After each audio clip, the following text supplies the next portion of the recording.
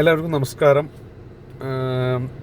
ഞാനൊരു YouTube channel തുടങ്ങിയിട്ടുണ്ട്. അതിൻ്റെ പേരാണ് health and beauty by Manoj. എൻ്റെ പേര് മനോജ് ഫറ്റേക്കാട്, ഏജ് ഓഫ് 61. ഞാൻ കഴിഞ്ഞ ഒരു 45 വർഷമായിട്ട് എക്സസൈസ് ചെയ്തു വരുന്ന ഒരാളാണ്. അതിൻ്റെ ഗുണങ്ങളൊക്കെ എനിക്ക് കിട്ടിയിട്ടുണ്ട്. പിന്നെ ഒരു 60 അടുത്തപ്പോൾ ഒന്നും കൂടി വളരെ സീരിയസ് ആയിട്ട് ചെയ്യാൻ തുടങ്ങി.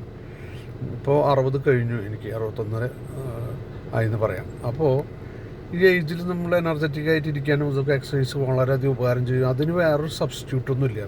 എക്സസൈസ് ചെയ്യാണ്ട് ആരോഗ്യം സംരക്ഷിക്കാൻ ഒരു മാർഗവും ലോകത്തിൽ കണ്ടുപിടിച്ചിട്ടുമില്ല, ഇനി കണ്ടുപിടിക്കാനോട്ട് പോകണമില്ല.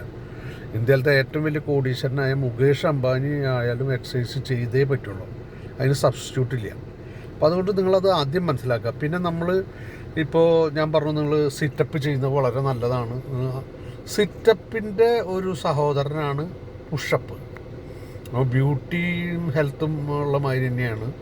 ഹെൽത്ത് ആൻഡ് ബ്യൂട്ടി എന്ന് പറയുമ്പോൾ ഹെൽത്ത് ഉള്ളിടത്ത് സൗന്ദര്യം ഉണ്ടാവും, പക്ഷേ സൗന്ദര്യം ഉള്ളിടത്ത് ഹെൽത്ത് ഉണ്ടായിക്കൊള്ളുന്നില്ല. അപ്പോൾ നമ്മൾ സിറ്റപ്പ് ചെയ്യുന്നതോടൊപ്പം തന്നെ നമ്മൾ പുഷപ്പും ചെയ്യുകയാണെങ്കിൽ നമ്മുടെ അപ്പർ ബോഡിക്ക് മാക്സിമം എക്സസൈസ് കിട്ടുന്നൊരു എക്സസൈസാണ്. പക്ഷെ അത് വെറുതെ ബെൻഡിങ് ആവരുത്. കറക്റ്റായിട്ട് പ്രോപ്പറായിട്ട് എണ്ണം കൂട്ടാൻ വേണ്ടി ചെയ്യേണ്ട. കറക്റ്റായിട്ട് നിങ്ങൾ പുഷപ്പ് ചെയ്യുകയാണെങ്കിൽ ദിവസം ഡേ ബൈ ഡേ കൂട്ടി വരിക. എന്നിട്ട് നിങ്ങളൊരു നല്ല നമ്പറിലെത്തുമ്പോൾ നിർത്തുക. അല്ലാണ്ട് റെക്കോർഡ് ഇടാൻ വേണ്ടിയൊന്നും ചെയ്യേണ്ട.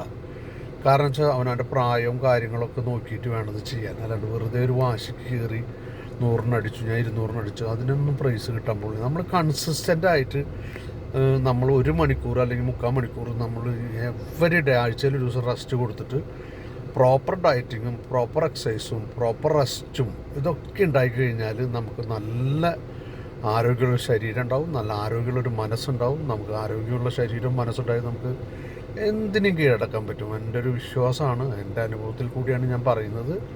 അപ്പോൾ നിങ്ങൾക്കെല്ലാവർക്കും നല്ലൊരു ദിവസം നേരുന്നു. നന്ദി, നമസ്കാരം.